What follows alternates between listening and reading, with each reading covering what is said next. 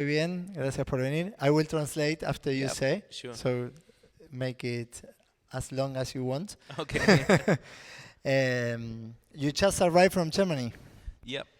I just came. from, but you are living in Portugal. Yes, I moved to Portugal 1 year and 7 months ago.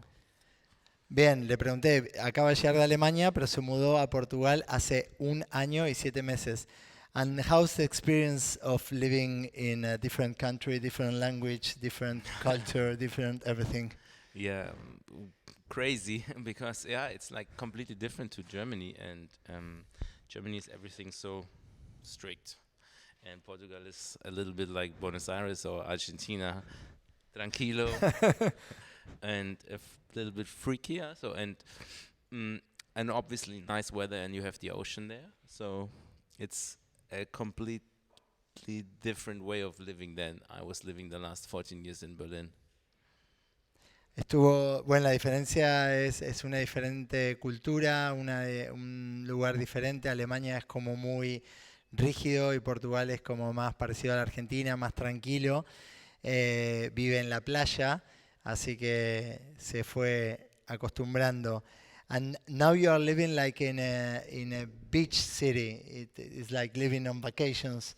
Yeah, exactly. So we've been living 1 year directly in the city center of Lisbon, but now I'm living close to the ocean, and it's really super inspiring when you're going like from the tour all over the world, when you're coming like home and you have like those 4 days with no traffic, just the ocean, a little bit surfing, music, sunshine, and it gives you so much energy back compared like to living in a big city where you have always the pressure, the rush, and a lot of competition. So it gives me a lot of creativity, and I make a lot of music there. So because there's nothing to do for me besides having a good time with my friends, going surfing or making music. This is like super creative. La diferencia es, le dije, es como vivir de vacaciones. Vivió 1 año primero en Lisboa, la capital de Portugal, y ahora está viviendo en la playa. Y llegar de gira y estar 4 o 5 días en un lugar que es súper relajado, que no hay tráfico, es todo música, verse con amigos, sol, y es un lugar que le inspiró mucho a la creatividad. Regarding the place you live and creativity, how many tracks do you make per day? Not per day, maybe one, but since we moved there, it's like already 60 new tracks, so quite a lot. And in Lisbon was not so much. And you still haven't not the studio yet. The studio is coming pretty soon there. Le pregunté cuál es la diferencia. Él dijo que la ciudad es creatividad. Es como que el contexto en el que uno vive inspira a dedicarle tiempo a otras cosas, a hacer música. Y le dije, ¿cuántos tracks haces por día? Y dijo, bueno, por día uno, que hizo ya 60 tracks y todavía no tiene el estudio montado. O sea, termina los tracks, se lo voy a preguntar. And so you make the creativity part at home, and then you go to a different studio and you finish it. Exactly. This is what I'm doing right now. So because I don't have a lot of equipment there right now, and I just make like the ideas on the laptop, and I have the 2 little drum machines, and not a big studio, but even the less studio setup gives you a little bit more creativity because you have to use less equipment to get to a good result. And I think even nowadays you can make like a super good track with just a laptop because you don't have to have a lot of outboard machines or synthesizers.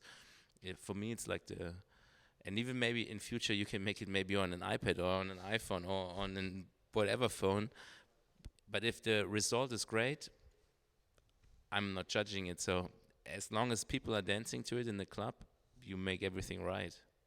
This is my opinion.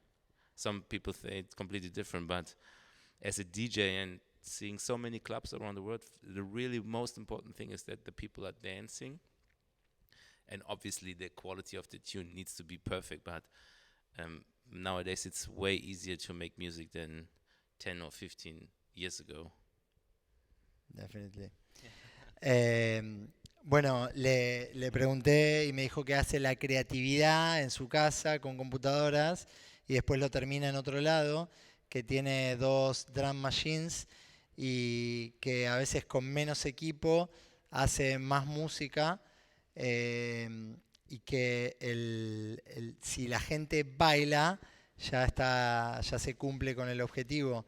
Entonces él hace música, la prueba en los clubs y si la gente baila está bien, que es el fin, que tiene que ser música de calidad y que cumpla con el objetivo de hacer bailar. Less is more, right? Having less equipment or less resources sometimes is more creativity. Sometimes it's more creativity. Obviously, it really depends on the style you want to produce. If you want to produce minimal, micro, modular house, I guess it's quite difficult to make it just with the laptop because it, the really good ideas come by trial and error. When you have a modular system and you have analog sequencer, you just two cables, and a completely different sound comes up, which can lead to a new track. So I think this is a different approach, but it really depends on what kind of genre of music you're making. Definitely. Le dije, bueno, menos es más. Y me dice que sí, depende de la música que quieras hacer. Como que si quieres hacer minimal, modular, todo hecho con sintetizadores y enchufadas dos cables, siempre es como que depende de el tipo de música. And how is, even if you are in Berlin or in a big studio or on an airplane, how's your workflow to create? Do you have like a specific way you start and finish your music, or it always change? It Nowadays it always changes. Back then it was always starting with the drums, but I'm not doing this anymore. I start with the essence of the track, like the sample or the melody or the chord or the bass line, and then I build the beats and the groove around it. So the other way around. ¿Está funcionando el mic de Santé? Sí, Sí, está sí. funcionando bien. He told me that me dijo que antes tenía como siempre el mismo flujo. Le pregunté cómo era su flujo creativo y me dijo que antes tenía siempre el mismo flujo, empezaba por la batería y después continuaba, pero que ahora lo fue cambiando y empieza quizás por un sample, por el chord o por el bassline, o la línea de bajo, y después construye todo alrededor de eso. Yeah, a couple of months ago, Rafa FL came here, and he told us exactly the same as you mentioned. And he said, now I only listen to vocals. And my job is to listen to vocals, and when I find a vocal that I think that will work for a track, I will make the drop. Then after the drop, I will make the groove, because the groove is easy to me, and to pick the correct vocal and to make the great explosion for his music that is like explosive. That's his objective. And here we teach also to start the music from a different point. So sometimes they start from the chord, sometimes from the bass line. Le conté que hace poco Rafa FL vino acá y contó que él solo escuchaba vocales y construía como el drop y el explote, y después construir el groove alrededor, porque el groove estaba seguro que le iba a salir, pero que el correcto vocal no era tan sencillo de encontrar. And besides music production, what is your role in Avotre nowadays? Do you still running in the operative way? Yes, of course. This is like we have one partner. His name is Hannes. He's doing like all the business related stuff, like the contracts and all the boring part. And yeah, me is like listening to music every day and a lot of demos, like at least 10, 20 a day. So, and figuring out the right and the creative part of it. So this is what I really like, and this is the reason why this label is alive, to give something back. And always I want to sign new talents, and we have like obviously some bigger artists all the time, and then in between like various artist EPs, and also maybe unknown artists who have maybe the first or second or yeah, like maybe the third release. to give like a little bit back to the community, because I don't want to have like always large DJ names just to sell a lot of records. For me, it's like to keep the balance. Obviously, you have to have some bigger names to get a little bit money to the label to finance some underground and other artists which are not so famous yet. Super nice to hear that. Él se dedica a la parte de el A&R, de recibir, escuchar los demos. Hannah sí hace la parte de los contratos y la parte aburrida. Y él escucha 10 o 20 tracks por día y como que su sentimiento es el de devolverle algo a la comunidad. Edita DJs y productores grandes y en el medio va metiendo DJs que quizás tienen uno o ningún track editado y es como que trata de hacer un balance entre eso. Edita artistas grandes para hacer guita y después artistas menos conocidos para como mantenerse en el underground. And in the middle, how someone from here can give you music if they think Avotre is the correct label for them?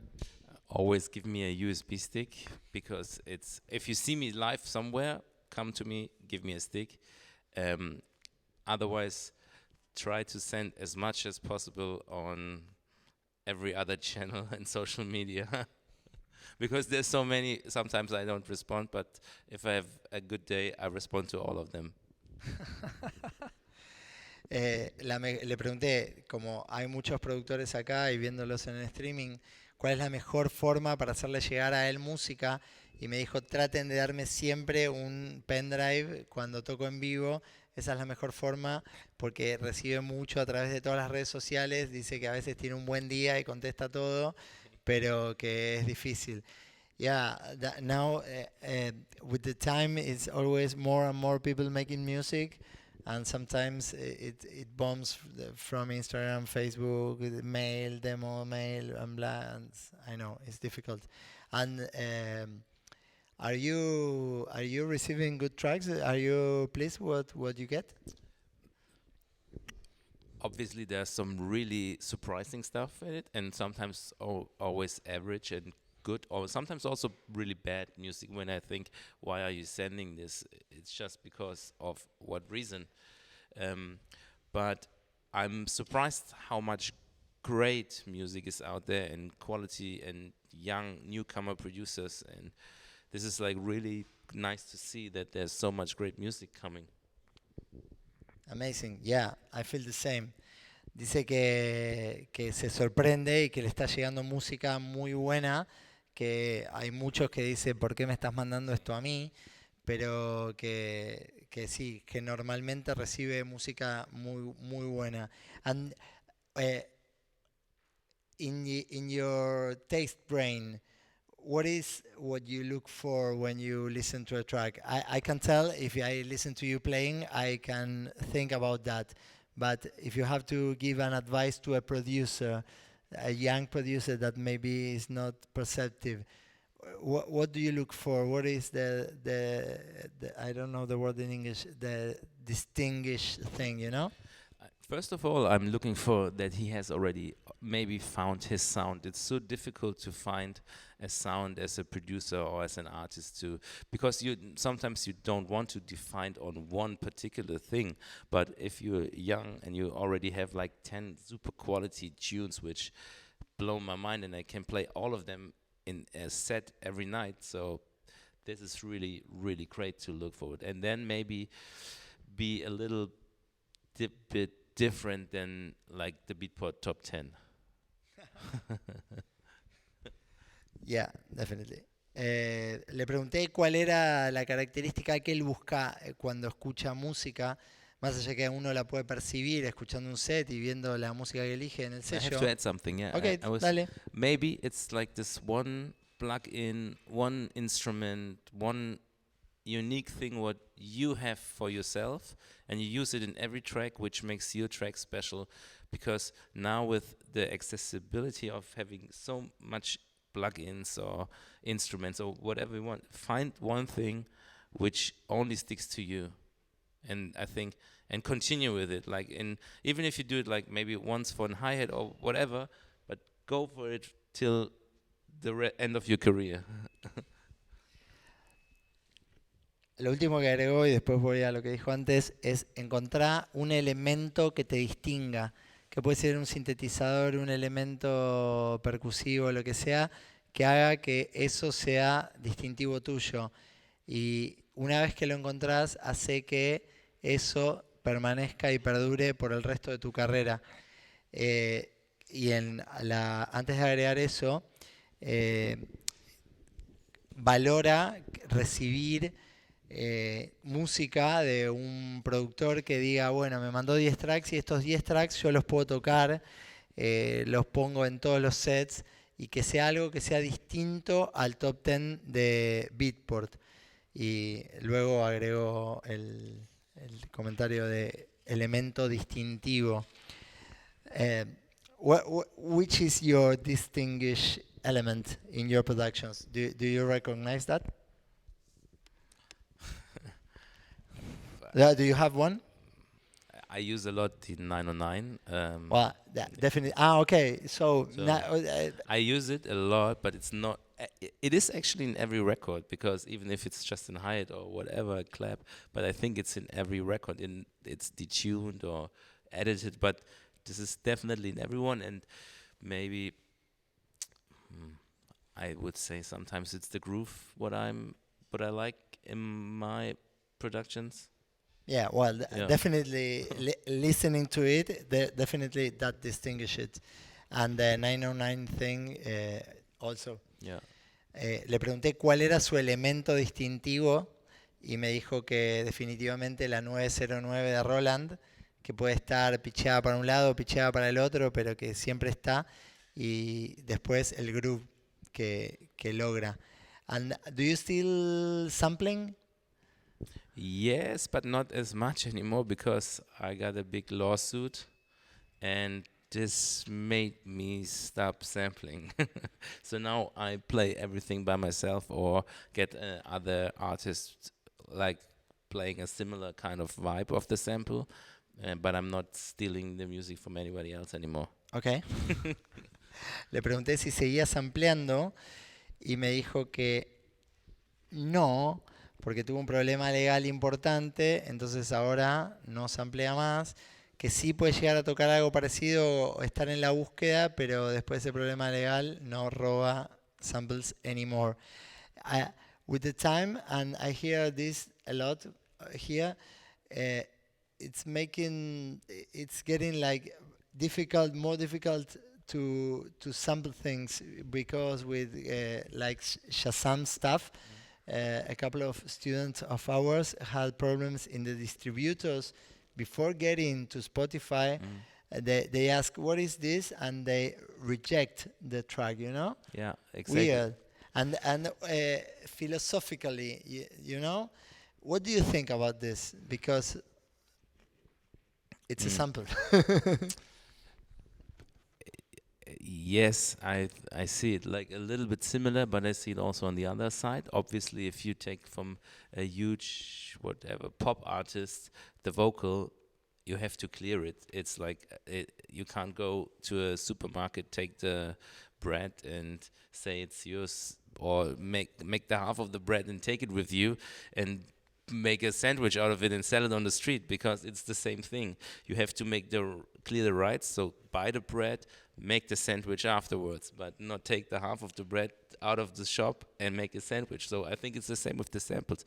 It's great to sample, but when you release the music, the sample needs to be cleared if you want to release it on a commercial way, which means go on a label, put it on Spotify, stream it. If you don't want to make money or get a lot of attention to it, do what you want. I'm not judging anything, because this is creativity, and other great music comes out of it. Even the whole culture comes from it. Hip-hop culture is based on sampling, even house as well. So sampling is great and leads to great results and great music.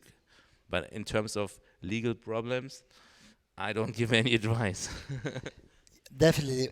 Le pregunté qué opinaba del sample, porque el sample que él lo mencionó es como parte de una cultura. El house viene de ahí, sampleando el disco. El hip hop está basado en sampling. Entonces, lo que él me dijo, y muchos alumnos nuestros tuvieron como problemas por usar vocales o pedazos de canciones. Y en la distribuidora, esto se lo dije yo a él, en la distribuidora, cuando lo mandaron antes de llegar a Spotify, les cuestionaron, les dijeron qué es este sample, de dónde lo sacaste, y les rebotaron música. Y entonces le pregunté qué opinaba él y me dijo es como entrar a un supermercado y agarrar una parte del sándwich y llevártela y construir un sándwich.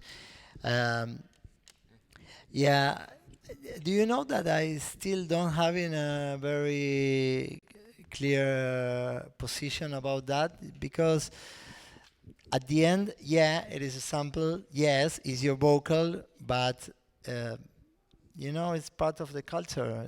It's like Like I for said, me, it's contradictory. it is. Still, It's 50-50. It really, this is like, it's good that we have the same or the different maybe uh, argument about it, but I think, yeah, let's see it a different way. What is with the movies, and without clearing the sample, the music industry, the bigger industry is going down. I'm not saying that it's not good to sampling. I love sampling, and I definitely do, but when you do it, it's not so difficult sometimes to clear it. Just put the effort in, get the right people behind, and make the clearing, which means at the end that a little percentage of the streaming or of the sales get to the person who created the sample, which is actually right. Because think about you, if you would be a musician making a lot of great music, and then another guy makes also amazing, awesome music, which is more successful than your own music, you want something from it or you don't. Be honest. Yeah. yeah, definitely. As a matter of fact, bueno, él lo que dice es, si lo usás, clarificalo. O sea, clear it is like to make a legal process to say that lo que dice es clarificalo. Una pequeña porción de lo que vos vendas va a ir para el artista que lo creó. Eh, que a veces puede pasar que un sample que vos hiciste lo use un artista que tenga más éxito que vos y que gane más dinero que vos haciéndolo, y es injusto que vos, que fuiste el que creaste esa melodía, esa pequeña porción, ese vocal o que invertiste para producirlo, no recibas nada. I don't know, from the last Daft Punk records, I don't know which artist said that they sampled me. It was not a sample. I don't know what they used, but they changed my life. Because they brought me again to the spotlight. Yeah, and well, yeah, it's a contradiction, but to clear it and to be honest with that, I think is the fair important. Yeah. thing. Yeah, exactly. And in the last days, I used to work for Beatport on the very early days, and all the electronic music was in Beatport, and to promote your music, you go through SoundCloud. And nowadays, Spotify is taking a really relevant spot in electronic house, techno, and everything. How do you use that? Do you use Spotify as a social network, or do you make an effort to be there, or for you it's not interesting yet? It is interesting, but it's not that I make a huge effort on it, because most of the tracks are too long for Spotify to become in the Spotify algorithm really played. You have to make Spotify edits, which could be not longer than 2 minutes and 46 minutes, and play a house track in 2 minutes and 46 seconds doesn't really make proper sense. So, but I think in future, it's like every 5 or 7 years, there's a new internet medium coming. We started with MySpace, then we had SoundCloud, now we have Spotify, in future Facebook, Instagram, Spotify. So there's a lot of, and there will be definitely a new way of consuming music after Spotify. It's just the beginning, but let's talk about in 7 years or 10 years, there will be something new as well. So I think it's just a constant evolving. And then on the other hand, you have so much old school, the vinyl market goes so much up again, because people who are into electronic music love buying vinyls. and consume it in a completely different way. Definitely. Le pregunté, Spotify está creciendo mucho en el mercado de la música electrónica y le pregunté si él hacía algún tipo de esfuerzo porque Spotify se está convirtiendo como una red social a la que hay que alimentar. Entonces lo que me dijo es que los tracks son muy largos y él no se esfuerza demasiado, los tracks son muy largos para el algoritmo y que tendría que hacer Spotify edits y que él no le encuentra sentido y que a través de los años han pasado Spotify, MySpace, Facebook y las distintas redes sociales que fueron creciendo, así que sabe que en breve va a aparecer otra y que hay como un gran crecimiento del mercado del vinilo que también crece y que quizás es como una forma, vinyl is a way to promote our music more, but when you said Spotify edits, it was like in the past a radio edit to make like a Exactly. house track Yeah. For the playable radio. in a radio. And sometimes I have the feeling that the people that come to dance my music is not really into the vinyl thing or to listen to beatport stuff. You know, it's like the end consumer, people that will go to your party in the boat tomorrow. Maybe doesn't know what Beatport is, Exactly. you know. Yeah. And how do you reach that people with your music? Or what advice will you give someone that is starting? Yeah, the most important thing is going clubbing, go out, go to the dance floors, listen to the DJs. I think this is the most important thing. Don't watch too much streaming stuff. Just go to the club, experience it, and feel the music, feel the bass, get drunk, high, whatever you want to do, but feel the music. And I think this is the most important thing. Experience it. And then you decide by yourself which kind of sounds you like the most. Definitely. I hooked that what you said before about that the music you make is for the club and to make the people dance. The end objective of your music is to be moving the energy of a party. Exactly. Me dijo que hay que ir al club, escuchar la música en el club, porque lo que había hecho antes, yo le dije que lo enlacé con lo que él había hecho antes, de que la música que él hace está creada para ser bailada en un club. Entonces dijo, anda a un club, emborrachate, viví la música, sentila y es la esencia de lo que hacemos. And speaking about technical stuff, what do you use to produce nowadays? I want to know about your small traveling studio. The small traveling studio, okay. It's like one laptop, like an MacBook Pro, but an old one from 2017. 2 hard drives, one keyboard, but I don't bring it all the time, only if I stay away for longer. Uh-huh. It's like a super small one, and with Ableton. With Ableton, Logic, and Pro Tools, everything is on the laptop. So, and then, like I said, I start with an idea and build everything around it. And then, when I'm going to the studio, I see which sound or which instrument, like or drum machine, would fit better or make this song better, instead of just changing it. If there's nothing to change, I just keep it. And do you have plugins there? Also, do you use VST or use Ableton stuff? No. I use third party, like a lot. Mostly only. Not the only instrument from Ableton I use is the drum rack and the simpler. The best ones. I'm not sure about that, but the most that I like. Well, I like the analog, the wavetable, the operator. Also, I like all them all. Bueno, le pregunté cómo era su estudio de viaje. Me dijo que tiene una laptop con 2 discos rígidos externos y un controlador MIDI que solo lleva cuando viaja por mucho tiempo con Ableton, Logic y Pro Tools. Y que usa el drum rack y después cuando va el drum rack y el simpler y que después cuando va al estudio busca a ver si necesita agregarle alguna máquina o algo para que encaje y si no... lo deja así como está, lo mezcla y sale. But and you have headphones and which ones? My Sennheiser is like a DJ with the HD25. HD25. And can you make music with that? Yes, quite good. Y los auriculares que usa y que le van bastante bien son los HD25 de Sennheiser, que son los mismos que usa para tocar. Yeah, perfect, man. Yeah. You know why they're so good? Because if you listen to like a lot of music every day with them and you're teaching with it, you know what you have to look when you're making the production, and you definitely know which sound needs to be where, even if they're not really good for studio purposes.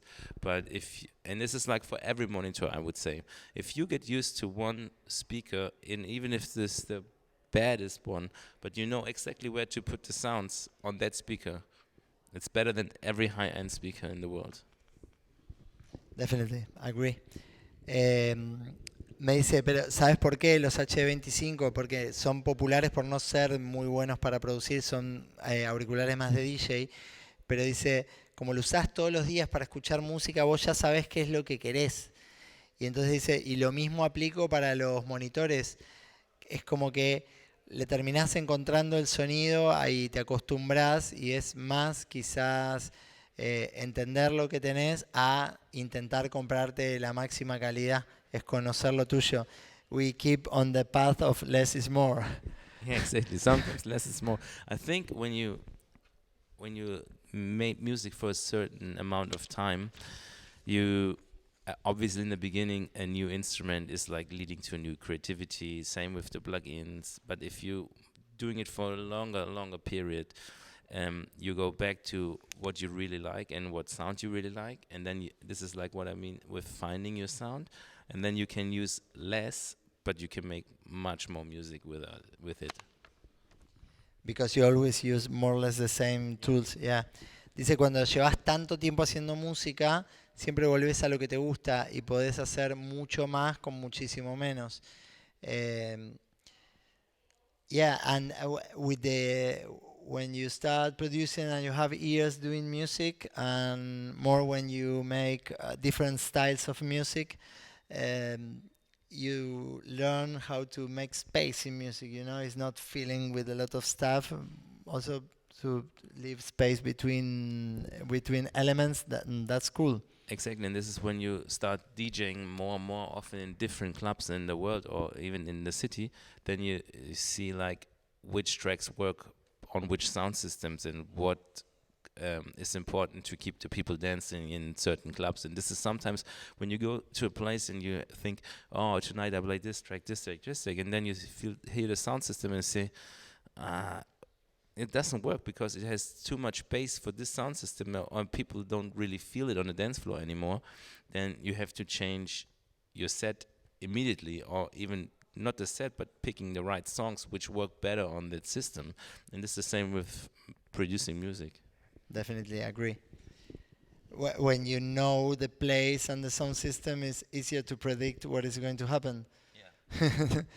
Dice, lo mismo pasa con los clubs. Cuando uno empieza a tocar en diferentes clubs, apenas escuchás el sistema de sonido, sabés qué es lo que va a funcionar ahí, si tiene que tener más espacio, tiene que estar más lleno.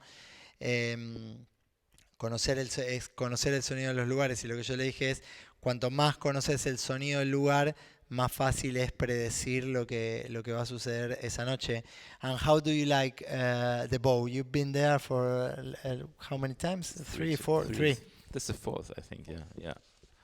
2 times inside and 2 times outside. Outside is beautiful. Outside is beautiful. Yes, it's a different vibe. Exactly, it's like summer, close to the water, but inside it's a great club feeling. I like it a lot. So it's a big venue with a lot of good energy. Definitely. It's historical. I used to go dancing there when I was a kid. Yeah. It was not the bow, and the disposition of the booth was different, but it was one of my first clubs going clubbing, and then I became like resident with another name. And it's what you said. It's big, but it's still having, like that club feeling. Yes. Le pregunté cuántas veces había tocado en The Bow. Tocó 2 veces adentro y 2 veces afuera. Le dije, afuera es divino, me dijo, sí, el clima, el río, estar ahí, la vibra. Y,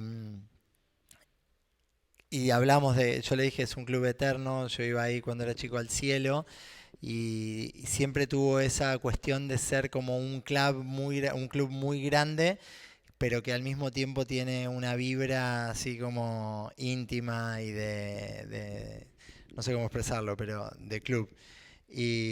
And how do you plan a night like for tomorrow? Do you have any plan or any road, or is like you go and feel?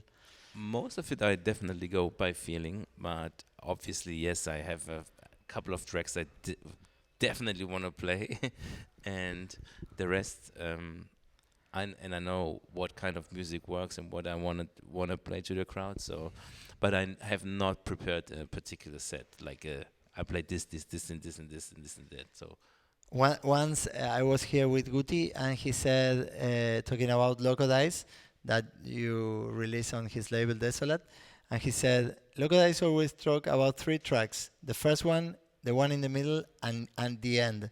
Those are like the wow tracks. And then he said, and they are always Desolate tracks. Le pregunté cómo se preparaba para la noche, si tenía algo ya prearmado o cómo venía, y dijo que se maneja por el sentimiento, que hay algunos tracks que ya sabe que va a tocar y que conoce a la pista y que sabe lo que explota, pero que sí, que el resto se va manejando. I will ask if someone wants to make a question, of and then course, I yeah. will keep making questions, and then they have to go to study. ¿Alguno tiene alguna pregunta que quiera hacer? Tun, tun, tun, tun. The first time that I ask if someone will have a question, they never ask, and then they start asking. Puedo seguir yo si quieren, ¿eh? Decime, ¿vos querías hacer algo o estás, no? Bien. I will keep asking. Do you want to say something that you feel Don't be that? shy. Eh? Don't be shy. No. Do you want to say something that maybe I don't think it, but you want to talk about something? Right now, like in particular, Yeah. something else. I asked this to Fabian Florido, and he said he started talking about meditation, being in focus, and ego, for example. Ego. Yeah. Okay. Well, I asked him what did he learn about Richie to share with Yeah. there was full of Richie fans, and he said Richie has no ego. That's a cool thing. And then I went to Cordoba with Richie, and I told this story to Richie, and he said Fabio has no ego. You know? Okay. So they love each other. That's good. Okay. We talk about I know something that I want to talk with you. Bueno, I will translate the history. Le pregunté si él quería agregar algo. Cuando Fabio Florido vino acá, le pregunté, muchos de ustedes estaban, le dije, ¿qué aprendiste de Richie? Y él dijo, Richie Hottin no tiene ego. Y me fui a Córdoba con Richie y le conté toda esta historia, y él me dijo, Fabio no tiene ego. Y es como, bueno, una historia bastante copada de dos personas que se quieren. I will ask you the last one. Okay. I was here with a friend of you, with Sydney, and he talked incredible things about you. And he said that for him, it's very important to have like a crew, to have like a couple of friends, to support each other. He said, I finished a track and I sent it to Sante, and he mentioned another couple of artists. And as a piece of advice to future producers, how important is for you, your gang, your group of friends? It is. It is definitely important. But I think what is also super important is have somebody, if you're becoming less a professional, that you have friends outside of the business, and be really, really patient. Don't push it too quick. And I think this is the advice I learned over the years a lot. Be patient and try again. If you fail, again, and then again, and again, and again. But if you do it long enough, it will work out really well. Amazing, man. I love that as an ending. Le dije que un día vino Sidney Charles acá y habló de él, habló de todo el grupete que es como un círculo de confianza donde terminan un track y se lo comparte con uno, con otro, reciben feedback y ese feedback es sincero, entonces como que se hacen crecer entre ellos. Y le pregunté si qué tanta importancia le daba él a ese grupo y él me dijo que es importante, pero que también es importante tener amigos fuera de la industria de la música y que como consejo para todos ustedes, lo que les recomienda es tener mucha paciencia, que si fallan, vuelvan a intentarlo, porque si ustedes le dedican mucho tiempo a esto, en algún momento los resultados llegan. Así que voy a pedirles un fuerte aplauso para este genio que Gracias, vino muchas acá. gracias. Gracias por venir. Y bueno, si quieren sacarse una foto, quedarse o algo. ¿Querés hacer la foto grupal? Siempre hacemos una foto grupal y si ustedes quieren hacerla, voy a primero regalar, I will give you a gift from our friends from Luxo. This is a t-shirt. Nice one. As I told you in the Muchas office, gracias. this t-shirt is like, it has a history from a rave. So every rave in the history has a different t-shirt. This one is super cool, I love it. And cool. Y después, si todos quieren ponerse de frente al fotógrafo con él acá y sacamos una foto grupal, después la publicamos en Instagram y se hacen súper famosos. Que es muy poco importante. Chicos, gracias a todos por venir. Muchas gracias, chicos. Y gracias, Santé, por estar acá.